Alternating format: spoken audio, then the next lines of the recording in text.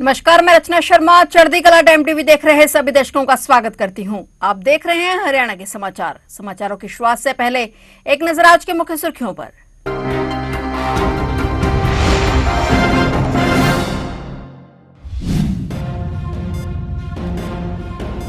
आज श्री गुरु हरगोबिंद साहिब जी का ज्योति ज्योत दिवस। मुख्यमंत्री नायब सिंह सैनी ने भावपूर्ण श्रद्धांजलि की अर्पित। सीएम सैनी ने शहीदी दिवस पर शहीदों को किया शत शत नमन।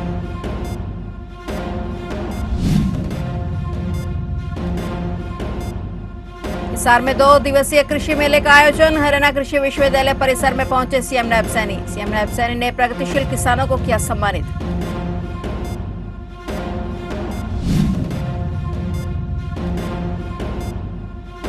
फरीदाबाद में पाकिस्तानी जासूस गैंग का सदस्य काबू। पेट्रोल पंप पर चला रहा था पंचर की दुकान। गाजियाबाद पुलिस ने फरीदाबाद से किया गिरफ्तार।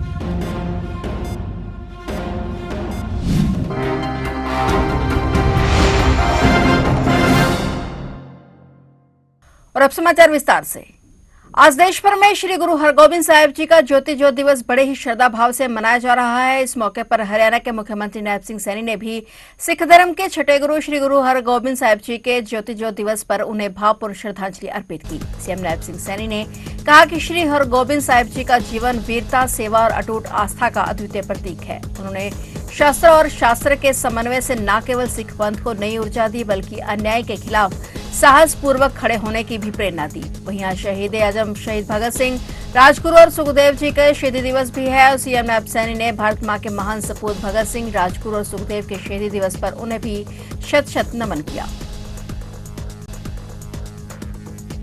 हिसार में चौधरी चरण सिंह हरियाणा कृषि विश्वविद्यालय परिसर में आज से 23 और 24 मार्च को कृषि मेला खरीफ का आयोजन किया गया। प्रदेश के मुख्यमंत्री नायब सिंह सैनी मेले का उद्घाटन करने के लिए वहां मुख्य अतिथि के रूप में पहुंचे। सीएम नायब सैनी ने इस दौरान 42 प्रगतिशील किसानों को सम्मानित भी किया। सीएम नायब सैनी ने इस दौरान मेले में लगाए स्टॉलों का निरीक्षण किया। मेले में कृषि एवं किसान कल्याण, पशुपालन एवं डेयरी तथा मत्स्य पालन मंत्री श्याम सिंह राणा विशिष्ट अतिथि के तौर पर मौजूद रहे। कृषि मेला गेट नंबर 3 बाल सम्मत रोड पर आयोजित किया गया। मेले का विषय सतत कृषि समृद्धि की राह रखा गया है। मेले में 250 स्टालें लगाई गई हैं, जिनमें 25 स्टालें प्रगतिशील किसानों द्वारा लगाई गई। वहीं मेले में हरियाणा सहित कई राज्यों के किसानों ने भाग लिया।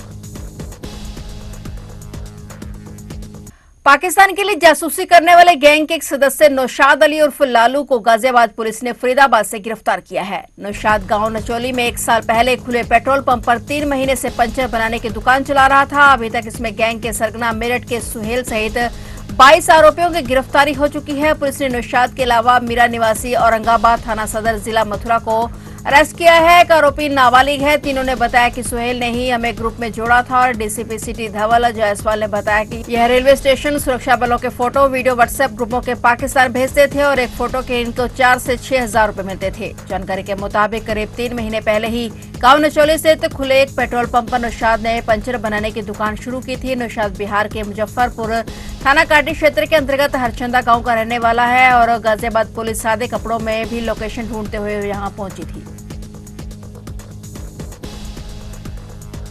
कुरुक्षेत्र जिला जेल में बंद कैदी तक नशीला पदार्थ पहुंचाने के मामले में पुलिस ने बड़ी कार्रवाई करते हुए आरोपी युवक की मां को गिरफ्तार कर लिया है। इस केस में अब तक कुल 8 आरोपियों की गिरफ्तारी हो चुकी है। पुलिस के अनुसार आरोपी महिला की पहचान अंबाला निवासी सीमा देवी के रूप में हुई है। आरोप है कि उसने अपने बेटे के दोस्तों के जरिए जेल के अंदर नशे के पैकेट भिजवाए। मामले का खुलासा 29 दिसंबर को हुआ, जब जेल सुरक्षा में तैनात कर्मी ने सूचना दी कि किसी ने जेल की दीवार के ऊपर से संदिग्ध पैकेट अंदर फेंके हैं। जांच के दौरान टीम ने मौके से बोतलें और कुछ पुड़ियां बरामद की। जांच में सामने आया कि 4 बोतलों में तरल नशीला पदार्थ भरा हुआ था और इसके बाद पुलिस ने केस दर्ज कर जांच सीआईए 1 को सौंप दी थी। जांच के दौरान पहले जेल में बंद कुछ आरोपियों और बाहर के सहयोगियों को पकड़ा गया। पूछताछ में आरोपियों ने खुलासा किया कि ये पैकेट जेल में बंद कैदी मोगली तक पहुंचाने के लिए फेंके गए थे। आरोपी अंकित और विशाल ने पैकेट जेल के अंदर फेंकने की बात कबूल की। उन्होंने बताया कि यह काम आरोपी की मां के कहने पर किया गया था। पुलिस जांच में सामने आया कि महिला ने ही अपने बेटे के दोस्तों को नशे के पैकेट पहुंचाने की जिम्मेदारी सौंपी थी। इसके बाद पुलिस ने महिला को गिरफ्तार कर न्यायालय में पेश किया, जहां से उसे न्यायिक हिरासत में जेल भेज दिया गया है। वहीं पुलिस का कहना है कि मामले में आगे भी जांच जारी है और अन्य संभावित आरोपियों की तलाश की जा रही है।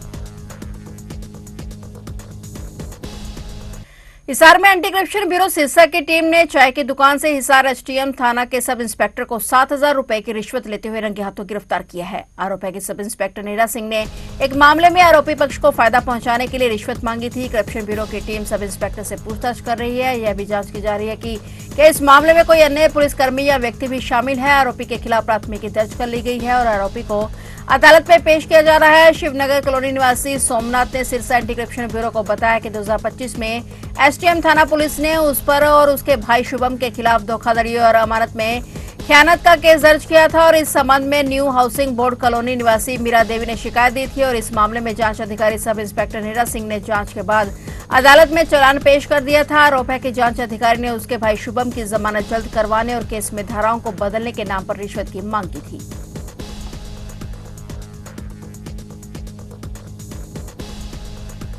हरियाणा के पुलिस महानिदेशक अजय सिंघल ने कहा कि महिलाओं और नाबालिगों की गरिमा के खिलाफ किसी भी तरह की सामग्री को बर्दाश्त नहीं किया जाएगा। ऐसे मामलों में सख्त कानूनी कार्रवाई जारी रहेगी। सिंगर बादशाह के आपत्तिजनक गीत टटीरी के खिलाफ हरियाणा पुलिस ने कार्रवाई तेज कर दी है। पुलिस ने अब तक इस गीत से जुड़े 857 लिंक हटवा दिए हैं। इसमें 154 वीडियो और 703 छोटे वीडियो शामिल हैं। ये कार्रवाई अलग अलग सामाजिक मंचों के साथ मिलकर कानूनी प्रक्रिया के तहत की गई है। पुलिस ने संबंधित मंचों को नोटिस भेजकर गीत के सभी रूप हटाने के निर्देश दिए हैं। पुलिस अधिकारियों के अनुसार इस गीत में महिलाओं और नाबालिगों के खिलाफ आपत्तिजनक शब्दों का इस्तेमाल किया गया है। इसी कारण इसे हटाने के लिए सख्त कदम उठाए जा रहे हैं। उन्होंने कहा कि राज्य सरकार के नेतृत्व में सुरक्षित और जिम्मेदार डिजिटल माहौल बनाने के लिए पुलिस और प्रशासन लगातार काम कर रहे हैं। पुलिस ने साफ किया कि महिलाओं और नाबालिगों से जुड़े आपत्तिजनक या समाज विरोधी कंटेंट के खिलाफ जीरो सहनशीलता की नीति अपनाई गई है। लोगों से अपील की गई है कि ऐसे कंटेंट को साझा न करें और तुरंत पुलिस को सूचना दें। यमुनानगर में पत्रकार की पिटाई का मामला अब तूल पकड़ता नजर आ रहा है। एक तरफ जहां पत्रकार के समर्थन में विभिन्न समाज सेवी संगठन और भीम आर्मी के कार्यकर्ता सामने आए हैं, वहीं दूसरी ओर इस पूरे मामले ने अब दो पक्षों के बीच टकराव की स्थिति पैदा कर दी है। लघु सचिवालय के बाहर दूसरे पक्ष की गतिविधियां तेज होती दिखी, जिससे मामला और भी गंभीर हो गया। दरअसल बीते दिनों एक पत्रकार के साथ हुई मारपीट के विरोध में जहां एक पक्ष लगातार न्याय की मांग कर रहा है, वहीं अब दूसरे पक्ष ने भी खुलकर मोर्चा खोल दिया है और रविवार को कुछ लोग पत्रकार की पिटाई के समर्थन में लघु सचिवालय के बाहर भूख हड़ताल पर धरने पर बैठ गए थे और इसके बाद आज सोमवार को खनन से जुड़े लोग सैकड़ों की संख्या में लघु सचिवालय पहुंचे और प्रशासन को ज्ञापन सौंपा। वहीं डीएसपी रजत कुलिया ने बताया कि पत्रकार और खनन कारोबारी में चल रहे मामले को लेकर आज कुछ खनन कारोबारी लघु सचिवालय पहुंचे, जहां पर उनको आश्वासन दिया गया कि जो भी गलत होगा उसके खिलाफ कानूनी कार्रवाई की जाएगी। एलिगेशंस हैं कि उसकी जांच को निष्पक्षता से और जल्दी किया जाए, तो उस मामले में वो जांच मेरे सुपरविजन में कंडक्ट करवाई जा रही है। तो उसमें जितना जल्द से जल्द, कुछ टेक्निकल इश्यूज थे वो अंदर कमेटी को बताए भी गए, वकील साहब भी साथ थे, उनको भी बताए गए। तो उसकी इन्वेस्टिगेशन जल्द से जल्द करके विदिन जो भी इसमें एज़ पर लॉ होना है तो हम उसको निपटाएंगे। दूसरा इशू था कि जो पत्रकार हैं वो उनके पास कोई वैलिड सर्टिफिकेशन नहीं है या वो डीपीआरओ से रिकॉग्नाइज नहीं है। इस संबंध में सीटीएम साहब ने आश्वासन दिया है कि लिस्ट भी जारी करी जाएगी कि कौन कौन पत्रकार हैं जो एफिलिएटेड हैं, और उनके अगर कुछ ऐसे कागज़ हैं वो नहीं है तो उस संबंध में डीपीआरओ महोदय के दफ्तर से इस संबंध की भी जांच की जाएगी। और तीसरा इशू था कि जो मुकदमा रजिस्टर्ड है जिसमें आपके गांव से जो सरपंच प्रतिनिधि हैं उनको एक्यूज़ बनाया गया है और वो मौके पे नहीं थे जो बताया गया है, तो उस संबंध में भी बात हुई है कि जो गलत किसी के साथ नहीं होगा। टेक्निकल इन्वेस्टिगेशन के बेसिस पे जो बात सामने आएगी उसी के आधार पे आगे फिर एक्शन लिया जाएगा। किसी भी दबाव या प्रेशर में किसी के साथ कोई गलत नहीं किया जाए। देश भर में आज शहीदी दिवस बड़े ही श्रद्धाभाव से मनाया गया। विभिन्न जगहों पर कार्यक्रम आयोजित कर शहीद भगत सिंह, राजगुरु सुखदेव को श्रद्धांजलि अर्पित की गई। वहीं करनाल में जिला कांग्रेस कमेटी ने मानव सेवा संघ में शहीद भगत सिंह, राजगुरु और सुखदेव को श्रद्धा सुमन अर्पित किए। इस मौके पर जिलाध्यक्ष पराग गाबा ने भगत सिंह, राजगुरु और सुखदेव को नमन करते हुए कहा कि देश को आजादी इतनी आसानी से नहीं मिली। देश की आजादी के लिए लाखों वीरों ने अपना खून बहाया है और अपने प्राणों की आहुति दी है।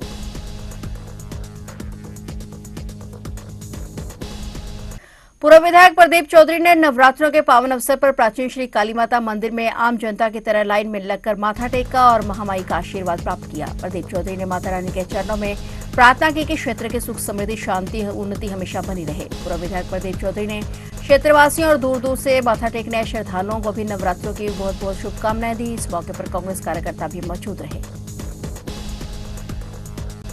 तो आप देख रहे थे हरियाणा के समाचार और नए समाचारों के साथ फिर से हाजिर होंगे। तब तक के लिए देखते रहिए चढ़ती कला टाइम टीवी और मुझे दीजिए इजाजत।